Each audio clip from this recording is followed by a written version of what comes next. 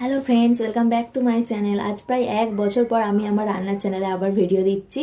আর 1 বছর ভিডিও না দেওয়ার কারণ হচ্ছে এইটা, বুঝতেই পারছো দেখে। আর কিছুদিন পরেই 1 বছরের জন্মদিন হবে, তো ওর জন্যই ডক্টর আমাকে পুরো বেড রেস্ট দিয়ে দিয়েছিলেন, একটু প্রবলেম ছিল বলে।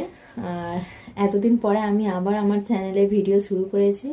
একটা ব্লগের চ্যানেল আছে কুইন অনামিকা, তোমাদের বলেছিলাম। তোমরা তো অনেকেই হয়তো জানো, অনেকে আবার জানো না।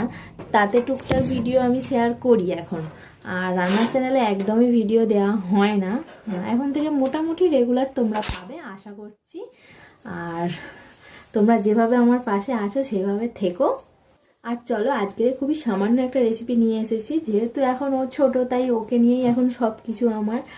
ওর ওর উপরে ও যে খাবারটা খেতে পারবে সেই হিসাবে আমার আজকের রেসিপি।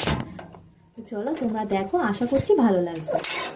এখানে একটা পাত্রে আমি কিছুটা পরিমাণ চিড়ে নিয়ে জল দিয়ে খুব ভালোভাবে ধুয়ে নিয়েছি, তারপরে একটু ভিজিয়ে রেখেছি। আমি কিন্তু এখানে নরম চিড়েটা নিয়েছি।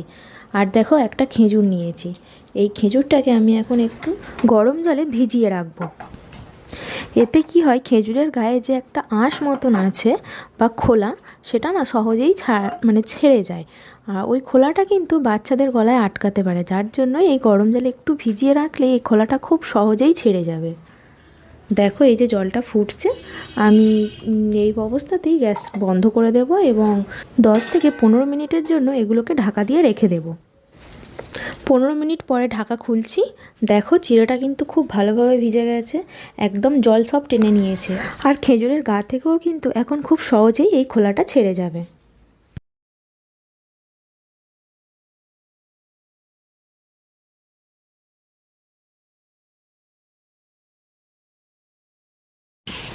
এই যে দেখো, একদম পরিষ্কার হয়ে গেছে আর একদম খোলা লেগে নেই এর গায়ে।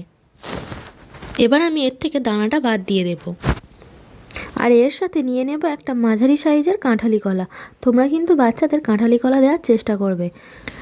এবার যে চিড়েটা ভিজিয়ে রেখেছিলাম সেটাও কিন্তু এর সাথে নিয়ে নেব। আর এই সব কিছু একসাথে গ্রাইন্ড করে নিলাম।